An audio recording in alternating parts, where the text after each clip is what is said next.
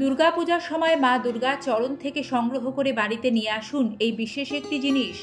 মায়ের কৃপায় পূর্ণ হবে সকল মনস্কামনা, কাটবে জীবনের কঠিন বাধা বিপত্তিগুলি, দূর হবে সকল দুঃখ কষ্ট বাস্তুদোষ, জীবন ভরে উঠবে সুখ শান্তি সমৃদ্ধিতে, প্রচুর আর্থিক উন্নতিও হবে।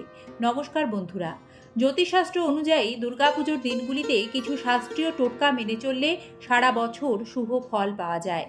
এই বিশেষ দিনগুলিতে মা দুর্গাকে তুষ্ট করার কিছু শাস্ত্রীয় নিয়ম আছে, যেগুলি পালন করার মধ্যে দিয়ে মায়ের আশীর্বাদ আপনার উপর বজায় থাকবে সর্বদা। জেনে নেওয়া যাক সেই বিশেষ শাস্ত্রীয় নিয়মবিধি ও টোটকাগুলি সম্পর্কে। সিংহরায় ডোরবেলের সনাতনী বার্তার নতুন আরও একটি পর্বে আপনাদের সকলকে স্বাগত জানিয়ে আজকের এই পর্বটি শুরু করছি। আলোচনার মূল প্রসঙ্গে যাওয়ার আগে আমাদের জানতে হবে 2025 দুর্গাপুজোর তারিখ ও সময়সূচি। এবছর মহাষষ্ঠী পড়ছে ইংরাজি 28শে সেপ্টেম্বর রবিবার, 29শে সেপ্টেম্বর সোমবার মহাসপ্তমী, 30শে সেপ্টেম্বর মঙ্গলবার মহা অষ্টমী, 1 অক্টোবর বুধবার মহানবমী, 2রা অক্টোবর বৃহস্পতিবার বিজয়া দশমী। এবারে দেখে নেওয়া যাক সেই শাস্ত্রীয় বিধিসম্মত বিশেষ টোটকা ও নিয়মগুলি সম্পর্কে, যেগুলি দুর্গাপুজোর সময়কালে আপনারা পালন করলে উপকৃত হবেন। বাস্তুদোষ থাকলে জ্যোতিষমতে পুজো সপ্তমী ও অষ্টমীর দিন দেবী দুর্গার সামনে আলতা সিঁদুর ও গঙ্গা জল অর্পণ করুন। আলতা সিঁদুর রেখে দিয়ে নবমীর দিন গঙ্গা জল নিয়ে এসে প্রতিটি ঘর সম্ভব হলে আপনার বাড়ির কোনায় কোনায় ছড়িয়ে দিন। এতে বাড়িতে থাকা সকল প্রকার অশুভ নেতিবাচক শক্তি বাস্তুদোষ থেকে মুক্তি পাবেন। দুর্গাপুজোয় মূলত আমরা সকলেই মহাষ্টমীর অঞ্জলি দেওয়ার জন্য অপেক্ষা করে থাকি। যখন মহাষ্টমীর অঞ্জলি দেবেন তখন পদ্ম, অপরাজিতা ও শিউলি ফুল মা দুর্গার চরণে অবশ্যই অর্পণ করুন। অপরাজিতা ফুল দেবী দুর্গার ভীষণ প্রিয়। এক্ষেত্রে সাদা অথবা নীল অপরাজিতা দেবীকে অর্পণ করতে পারেন। এমনিতে বিজয়া দশমীতে অপরাজিতার পুজো হয়। বিশ্বাস করা হয় মা দুর্গাকে দুর্গাপূজা চলাকালীন সময় অপরাজিতা ফুল অর্পণ করলে সব কাজে আপনি অপরাজেয় থাকবেন, জীবনের বাধা বিপত্তিগুলি নিমেষে কেটে যাবে, সর্বকার্যে সফল হবেন। শিউলি ফুল ছাড়াও অসম্পূর্ণ দুর্গাপুজো। মা দুর্গার চরণে শিউলি ফুল অর্পণ করলে ব্যক্তির সমস্ত মনস্কামনা খুব দ্রুত পূর্ণ হয় এবং ব্যক্তির লক্ষ্মী লাভ হয়।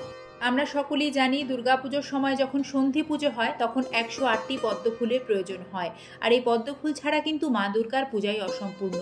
জ্যোতিষশাস্ত্রবিদরা বলেন মা দুর্গার চরণে যদি সন্ধি পুজোর সময় একটি পদ্ম ফুল ভক্তি ও নিষ্ঠা সহকারে নিবেদন করতে পারেন তাহলে মা দুর্গা অতি প্রসন্ন হন।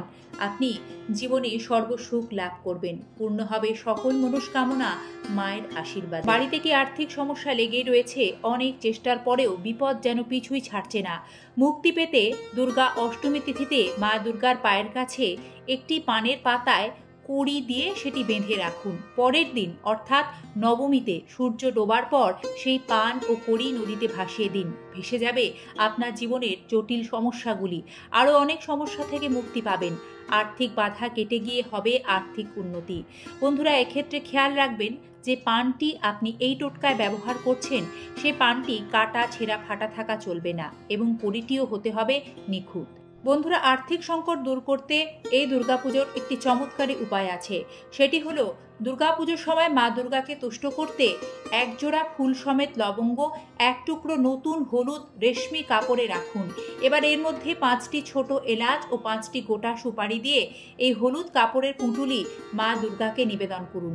পরের দিন সকালে স্নান সেরে এটি নিজের আলমারির ভেতর রেখে দিন। এর ফলে মা দুর্গার আশীর্বাদে আপনার ঘরে সুখ ও আর্থিক সমৃদ্ধি বৃদ্ধি পাবে, লক্ষ্মী লাভ হবে। এই ক্রিয়াটি আপনারা দুর্গা সপ্তমী থেকে দুর্গা নবমী এই 3 দিনের মধ্যে যে কোনো একদিন পালন করতে পারেন।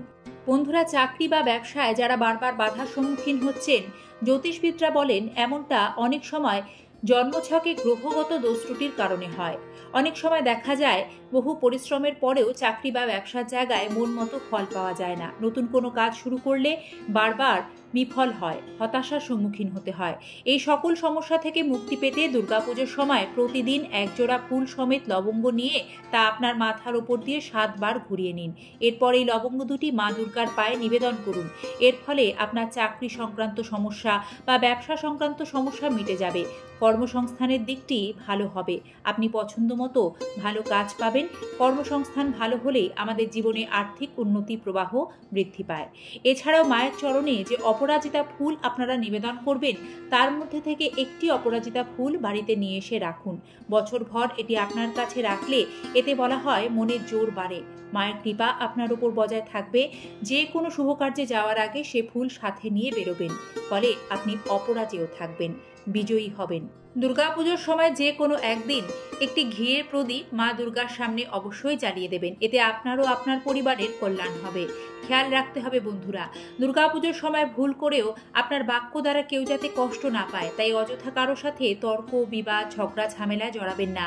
গুরুজনদের অপমান করবেন না, ছোটদের মনে কষ্ট দিয়ে কথা বলবেন না। শাস্ত্র বলছে, শুভ তিথিতে আপনার বাক্য দ্বারা কেউ যদি কষ্ট পায় তাহলে মা দুর্গা অত্যন্ত রুষ্ট হন, তাতে কোনো টোটকারি কোনো ফল পাওয়া যায় না। এ সময় আপনার বাড়িতে কেউ সাহায্য চাইতে এলে তাকে খালি হাতে ভুলেও ফিরিয়ে দেবেন না, সাধ্যমতো দান ধ্যান করবেন। এছাড়া পশু পাখিকে অভুক্ত অবস্থায় এ সময়কালে দূর করে তাড়িয়ে তো দেবেনই না, উল্টে পশু পাখিকে এ সময় যতটা পারবেন খাবার খেতে দেবেন, জল দেবেন। এ কাজ করলে জন্মছকে থাকা গ্রহগত দোষ ত্রুটি নিমেষে দূর হয়ে যাবে, আপনি সৌভাগ্যের অধিকারী হবেন। সকলকে জানাই শুভ শারদিয়া। আমাদের আজকের পর্বটি সম্পূর্ণ দেখার জন্য ধন্যবাদ। মা দুর্গার কৃপা আপনাদের সকলের উপর বর্ষিত হোক। সুস্থ থাকবেন, নিরাপদে পুজোর দিনগুলি সকলের সাথে ভালোভাবে কাটাবেন। আজ এ পর্যন্তই, তাহলে অনুমতি দিন, দেখা হবে আবারও নতুন কোনো সনাতনী বার্তার সাথে আগামী পর্বে। জয় মা দুর্গা।